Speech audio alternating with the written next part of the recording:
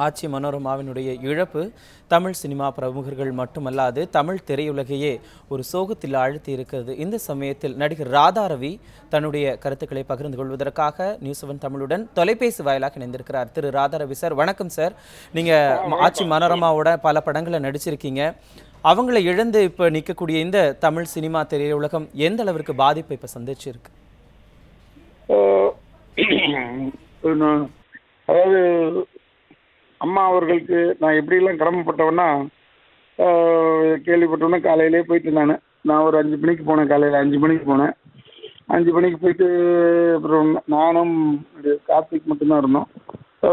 இருந்து எல்லாம் நாங்கள் மலையெல்லாம் போட்டுட்டு பாடியை வெளியே கொண்டாந்து வச்சிடலாம், ஏன்னா உள்ளே இருந்தால் அது கஷ்டம்னு சொல்லிட்டு அதை ஷிஃப்ட் பண்ணி வச்சுட்டு நான் வந்துட்டேன். நான் சரி பை 7 o'clock நான் திரும்பி வந்துட்டேன். ஆனால் அவங்களோட நான் இருந்த நெருக்கம் என்னென்னா, எனக்கு தங்க விடல. ஏன்னா விக்ரமன் சார் டைரக்டர் ஃபோன் பண்ணி, சார் கொஞ்சம் நீங்கள் வந்தீங்கன்னா நல்லாயிருக்கும் சார்னு கேட்டார். ஏங்கன்னு கேட்டேன். இல்லைங்க நான் உண்மையிலே மத்தியானமாக போகலான்னு பார்த்தேன். சரின்னு அவர் சொன்னதுனால எதுக்குன்னா இப்படி கொஞ்சம் ஆல்ட்ரு பண்ணால் கொஞ்சம் க்ரௌடு வந்து பார்க்குறதுக்கு வசதியாக இருக்குன்னு சொன்னார். சரி நான் போனேன். டிஜி சரவணன் சார்கிட்டெல்லாம் பேசி இது பண்ணணும் அது பண்ணோம். அப்புறம் சரத் சார் இருந்தார்.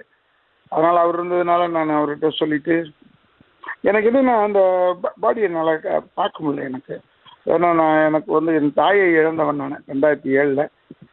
அதுக்கப்புறம் நான் ஒரு தாயாக நினச்சிக்கிட்டு இருந்தது. ஏன்னா நானும் அவங்க பையன் பூபதியும் 3வது வரைக்கும் ஒன்றா படிச்சுட்டு இருந்தோம். எல்கேஜி யூகேஜி 1 2 3 இந்த ஸ்டாண்டர்ட்ஸில் படிச்சுட்டு இருக்கும்போது அம்மாவே சில நேரத்தில் சாப்பாடு கொண்டாந்துருக்காங்க. எங்கள் வீட்டிலேருந்து சாப்பாடு வரும், அதெல்லாம் கலந்து சாப்பிட்றது, அதெல்லாம் நான் யோசனை பண்ணிகிட்டே இருந்தேன். நான் மட்டும்தான் ஐ திங்க் சினிமா உலகத்தில் அவங்க அம்மான்னு கூப்பிடுவேன். இது பேர் பூரா ஆச்சின்னு தான் சொல்லுவாங்க. நான் ஒரு வாட்டி தெரியாமல் எங்கள் ஆச்சி அம்மா இருக்காங்களேன்னு சொல்லிட்டேன். அதுக்கே திட்டு வாங்கினேன் நான். அதே போல் நீ என்ன ஆச்சின்னு சொல்லலான்னு. அந்தளவுக்கு அவங்க உரிமை இருக்குது. ஆனால் எனக்கு இன்றைக்கும் சொல்கிறேன், இதுக்கு முன்னாடி இன்னொரு இதில் கூட சொன்னேன், எனக்கு பெரிய பெருமை என்னென்னா, நான் அம்மாவுடைய கணவராக நடித்தேன். கார்மேகன்ற படத்தில் எனக்கு மகன் மம்முட்டி. அதை நான் அதில் ஒரு சந்தோஷம் தான், பெரிய நடிகருக்கு அப்பாவா நடிக்கிறேன். ஆனால் அம்மாவோட நடித்தேன் பாருங்க. அம்மா இஸ் ஈக்குவல் டு நடிகர் திலகம். நம்ம வணங்குற நடிகர் திலகத்துக்கு ஈக்குவல் அவங்க. பெண் நடிகர் திலகம்னு சொல்கிற அளவில் இருப்பாங்க.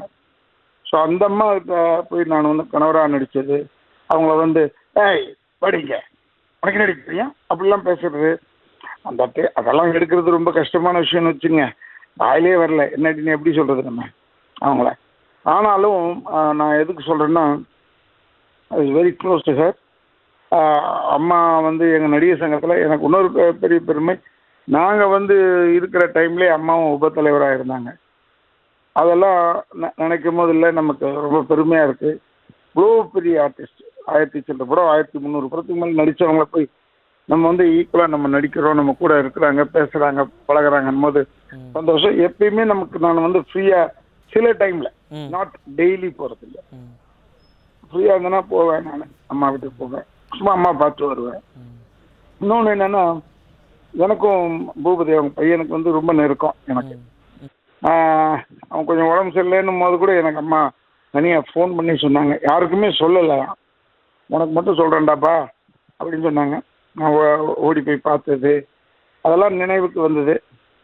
அண்ட் எங்கள் வீட்டில் எந்த ஃபங்க்ஷனாக இருந்தாலும் சரி, காது குத்து விழாவாக இருந்தாலும் சரி, பெரிய கல்யாணமாக இருந்தாலும் சரி, அம்மா வில் பி தேர். அப்படி இருந்தது.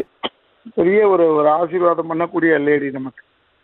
அவங்க இல்லைன்னு ஒரு சைடில் எனக்கு கொஞ்சம் விரக்தி இருக்குது. ஏன்னா ஸ்லோலி சினிமா லாஸில் போயிட்டே இருக்கு. இந்த மாதிரி ஆட்கள்லாம் இல்லைன்னா it is going under loss. அது ஆக்சுவலாக இனிமேல் ஆமாம் டெஃபினட்டாக மனோரமாவுடைய இழப்பு ஈடு செய்ய முடியாதுன்றது ஒரு வார்த்தையில் சொல்லிடுறோம். உண்மையிலே ஈடு செய்ய ஏன்னா only lady who can do all the character. எந்த கேரக்டர் கொடுத்தாலும் செய்யக்கூடிய பெண்மணி.